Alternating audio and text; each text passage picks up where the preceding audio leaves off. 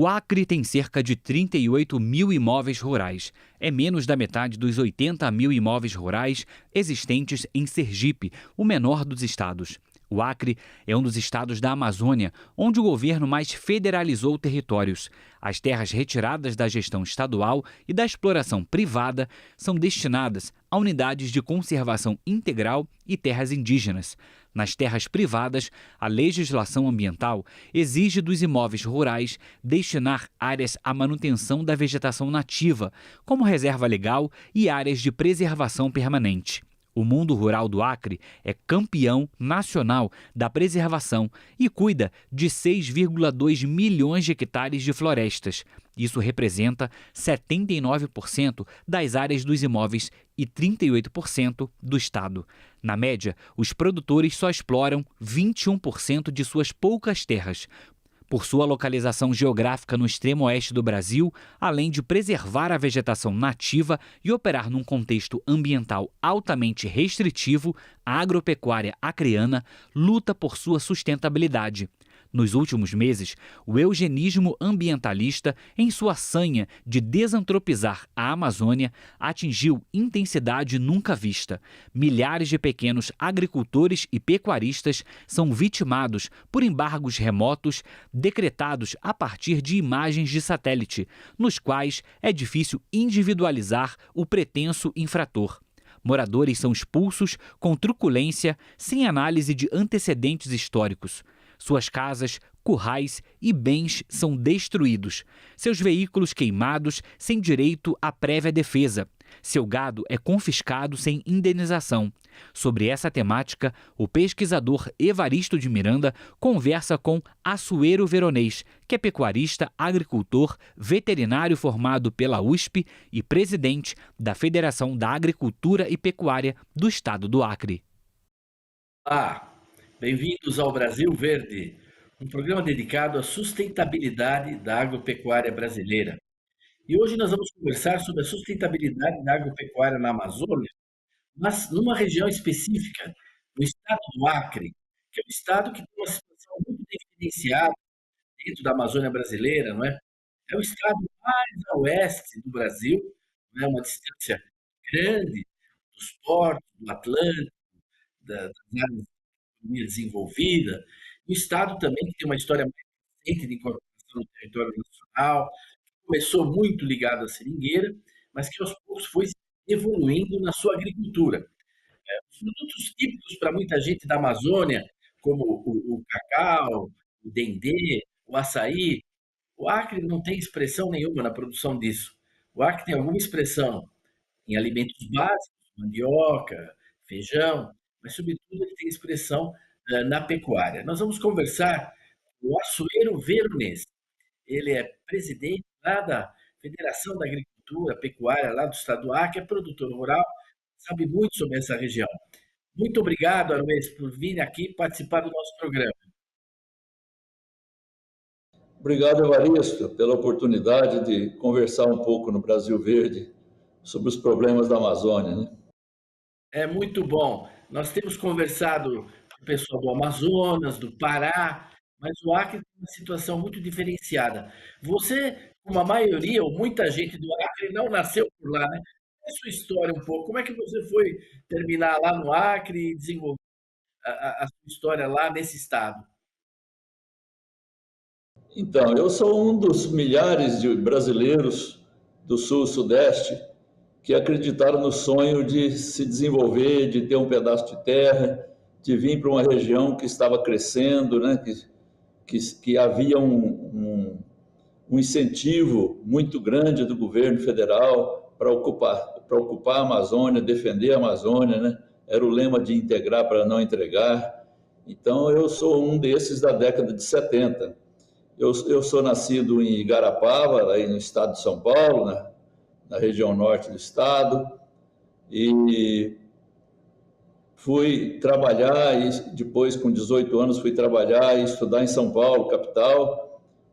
Fiz medicina veterinária lá na USP, e assim que me formei, eu vi essa oportunidade de vir para a Amazônia, de me integrar nesse processo migratório super importante que estava acontecendo. Então, vim recém-casado, vim trabalhar primeiro no Banco do Brasil e depois adquiri um primeiro pedaço de terra e comecei a trabalhar, fazer uma pecuária e logo também entrei na luta sindical, né, através da Federação da Agricultura e Pecuária do Estado do Acre. E estamos aqui agora, depois de 45 anos, né, tentando enfrentar e entender toda essa problemática que se tornou trabalhar e produzir na Amazônia, né? O Acre não é diferente, o Acre tem toda uma história que foi marcada pela questão de Chico Mendes, depois Marina Silva, todo esse processo que politicamente prejudicou muito o avanço das atividades produtivas aqui no estado do Acre. O Acre, para se ter uma ideia, tem apenas 15% do seu território desmatados, né? Embora tenha uma vocação para a agropecuária extraordinária, solos muito férteis, clima melhor ainda. Então, essa é a vocação do estado, né? Por mais que tenha sido tentado outras atividades, mas ainda nós estamos engatinhando com a questão do café, que está entrando agora com bastante força para os pequenos produtores, mas outras alternativas não funcionaram. Então, nós começamos a assistir todo esse processo de tentativa de inibir as atividades produtivas, transformar todo o estado em áreas de reserva, áreas indígenas, e nós assistimos também nesse processo, muito depois do que eu vim para o Acre, a essa mudança na legislação, estabelecendo 80% de reserva legal para cada propriedade. Convenhamos que há um número extraordinário de negativo, né, inaceitável, mas tivemos que engolir essa determinação, essa regra, e que certamente prejudica muito os produtores e muitos deles, conforme o caso, os coloca numa situação de criminalização e coisas desse tipo. Quer dizer, Asuelo, para quem está nos assistindo, às vezes o pessoal que mora nas cidades assim não tem noção, mas se você comprar, não é, uma propriedade lá de 100 hectares ou de 1.000 hectares, hoje no Acre, você só pode explorar 20%. 80% você tem que manter com a vegetação nativa em reserva legal. Isso é o que é exigido aí, não é? A pessoa compra 1.000, só pode usar 200. Se ela comprou 100, só pode usar 20, só pode trabalhar nesses 20. E mesmo nesses 20, ela precisa de autorização para desmatar, para fazer toda a sua atividade. Ela é muito controlada aí no Estado. Quer dizer, o Estado tem esse histórico. Agora, é um pouco paradoxal, né? Se você permite, queria provocar. Quer dizer, o Estado do Acre é do Brasil graças à presença humana. Isso não é verdade no resto da Amazônia, mas no Acre sim. Não é? Foram os seringueiros, o pessoal que ocupou isso, existe toda uma história, não vamos recapitular aqui, que levaram até um conflito com a Bolívia e no fim a um acordo, né? E o Brasil incorporou tardiamente até todo o estado do Acre, que não era do Brasil, não era do Brasil. Graças à presença dos brasileiros. Quer dizer, a presença humana é que tornou o Acre parte do Brasil. E agora se quer limitar e até eliminar a presença humana do estado do Acre. Isso é a impressão que a gente tem, né? Sempre se diz que o Acre é o estado que escolheu ser brasileiro, né? Porque pertencia à Bolívia. E tem todo, como você disse, tem uma história bonita de conquista desse território para os brasileiros que foram ocupando essa região ainda quando era da Bolívia, e quando se viu, os brasileiros estavam aqui já produzindo, né? E isso acabou gerando um conflito que a diplomacia depois, pelo Barão do Rio Branco, acabou regularizando essa situação, e o Brasil, mediante alguns compromissos que depois não foram cumpridos também, mas o Acre ficou pertencendo ao Brasil. E é evidente que era uma região de muita produção de borracha, né? Então, os seringais, os chamados seringais, que é a região toda de floresta que tinha no Acre, estava ocupada por pessoas, por seringueiros que estavam ali morando nas suas colocações chamadas, né? E que desenvolviam essa atividade de extração do látex.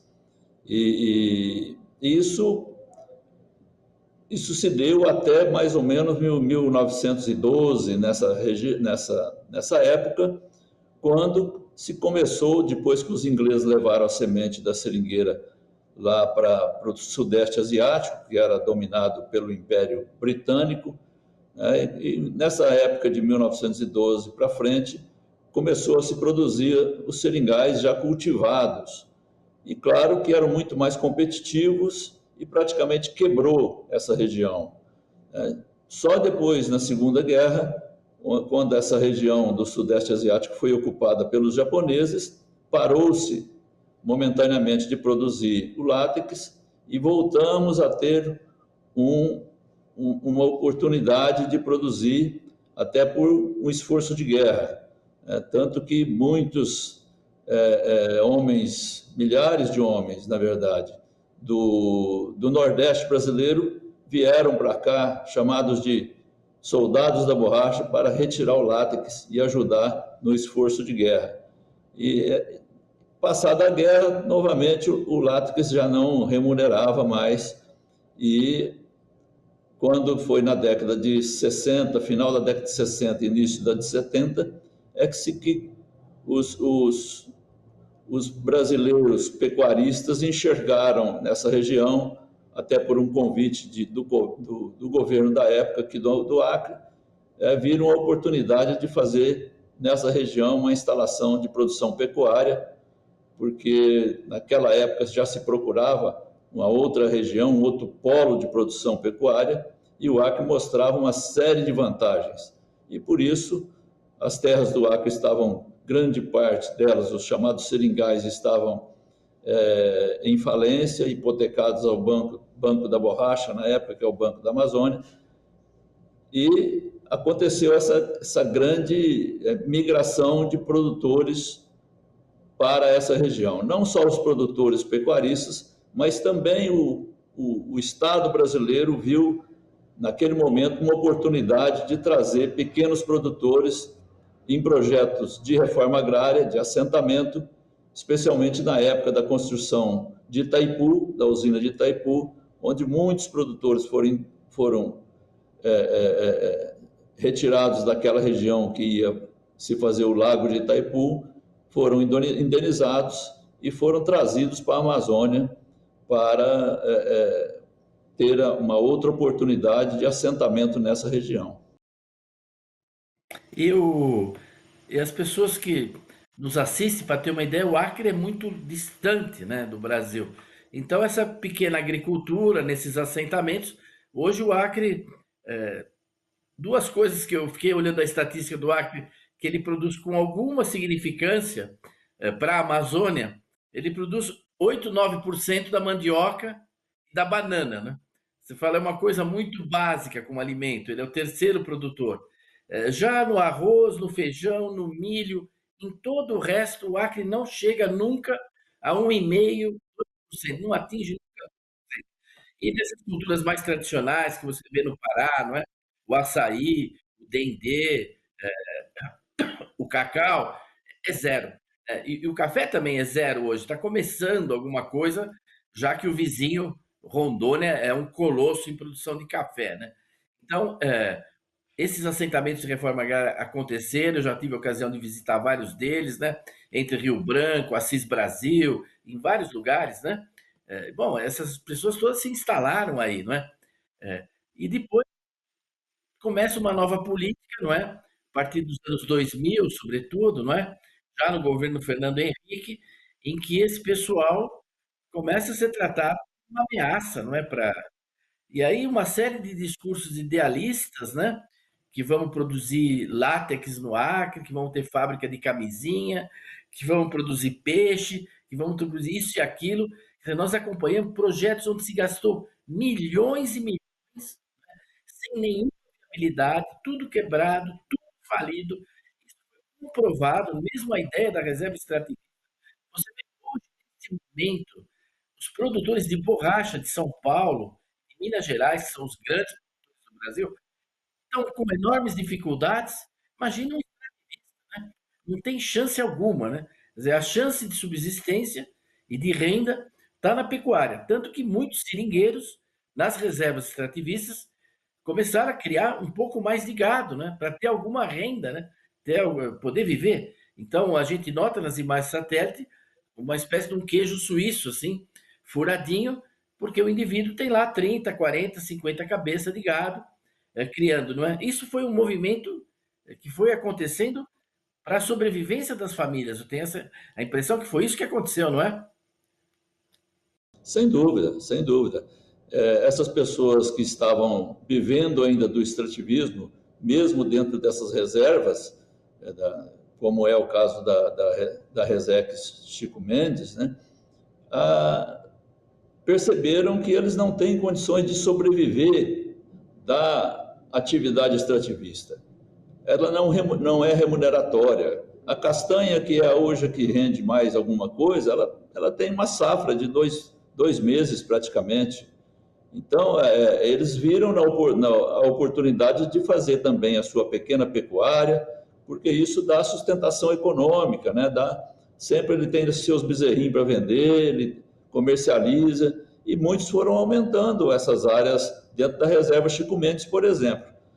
Esse é o fato importante de se entender agora, para a gente não rechaçar todas essas mentiras que dizem sobre isso, essa ilusão criada em cima de uma atividade totalmente falida e sem possibilidade de regeneração ou de ressuscitar uma atividade falida.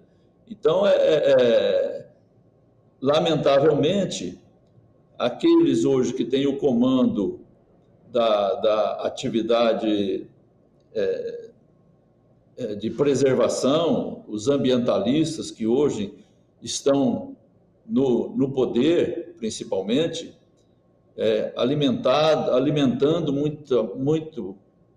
muita gente, especialmente as ONGs que recebem seus dinheiros de seus países, né, especialmente da União Europeia, e acabam estabelecendo uma série de ações na tentativa de ressuscitar essa atividade, mas ela é impossível, ela é inviável. Do ponto de vista econômico, não funciona.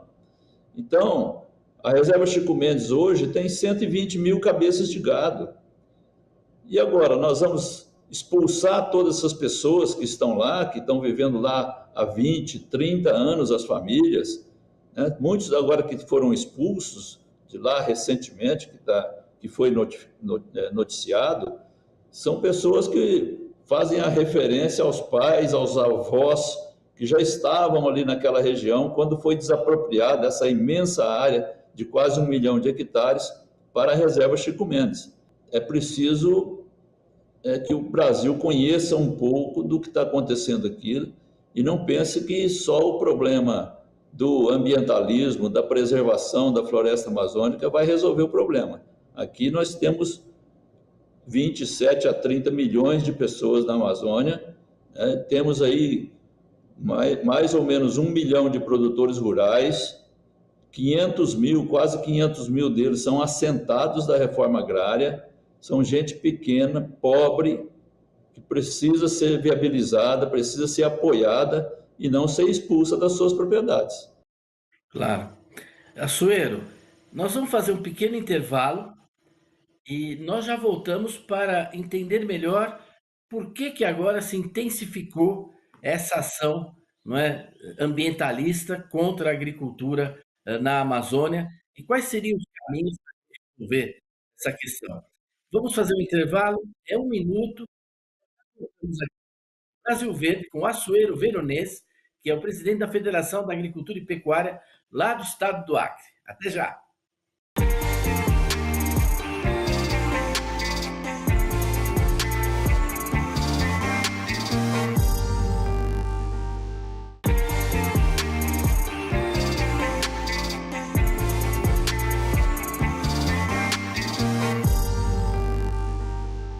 Olá, estamos de volta com o Brasil Verde, conversando com Assuero Veronese, presidente da Federação da Agricultura e Pecuária lá do estado do Acre.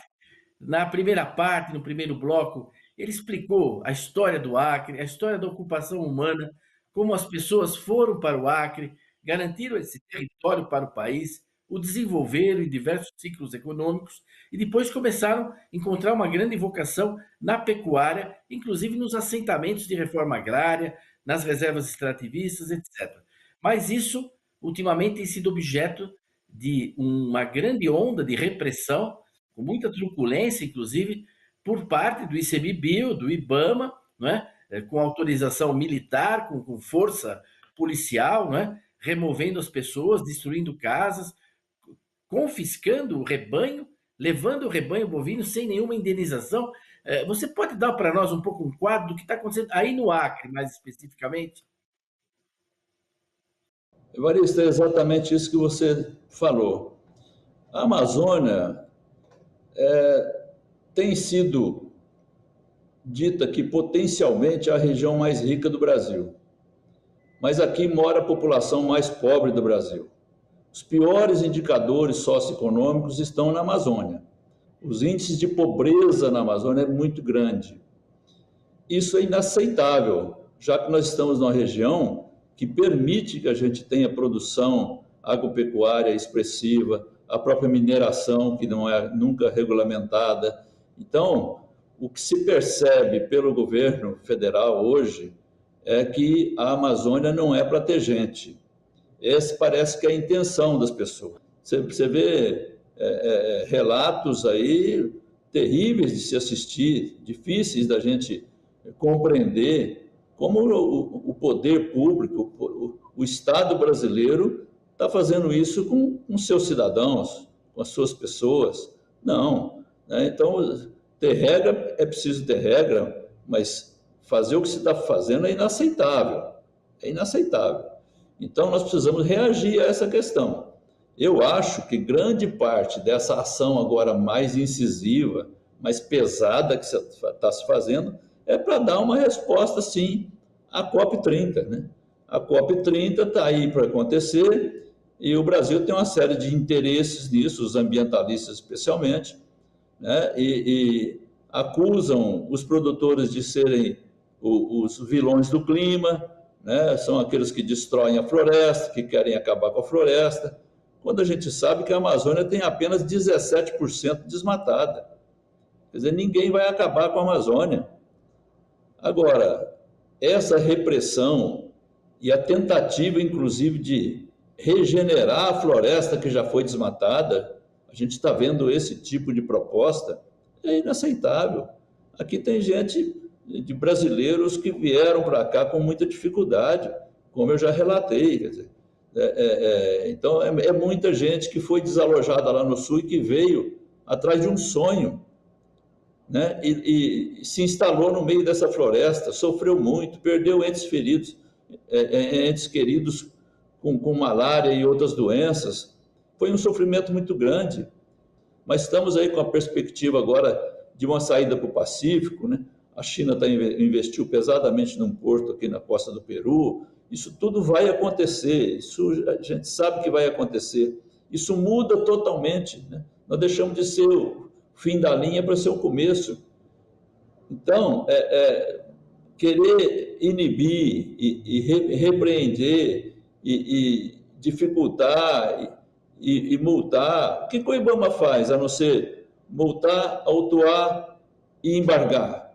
Hoje são milhares de propriedades embargadas, milhares, que ninguém sabe como fazer, porque aqueles que são embargados, além da multa, além de toda essa repressão, ainda não podem vender seus produtos. Você imagina onde nós vamos chegar com a crise que dá para antever para os próximos tempos. Pois é, eu acho que você traçou um panorama aí muito claro do que nós estamos vivendo nestes meses que antecedem a COP, não é? Porque os agricultores vão levar essas imagens, vão levar esses vídeos, esses relatos de como o Estado está tratando os pobres, não é? Os marginalizados, os pequenos agricultores na Amazônia. Infelizmente, Assuero, já chegamos no final do nosso programa. Eu queria passar a palavra para você, para os seus agradecimentos e para alguma consideração final, esperando ter a oportunidade de tê-lo aqui outras vezes para acompanharmos essa realidade da agricultura e da pecuária no Acre, que todo o Brasil, e especialmente até o próprio setor agropecuário, deveriam conhecer melhor. Eu agradeço, Evaristo, essa oportunidade, né, da gente conversar um pouquinho sobre o nosso drama regional aqui e dizer que a gente espera que haja um pouco compreensão das autoridades para entender a Amazônia e perceber que a Amazônia não é só floresta. Aliás, quanto mais floresta, mais pobreza, né? É uma coisa que é incompatível, né? Então nós precisamos sim, nós já temos um limite legal extraordinário dos 80% que você já disse. Quer dizer, é inaceitável que ainda com um limite dessa expressão de 80%, sem usar, não há nada. Quando a gente conta isso para alguma pessoa de outro país, ele não acredita, mas como? Ele fica difícil de entender como é que pode 80% ser impedido de ser explorado sem nenhuma compensação, sem nenhuma remuneração por isso, né?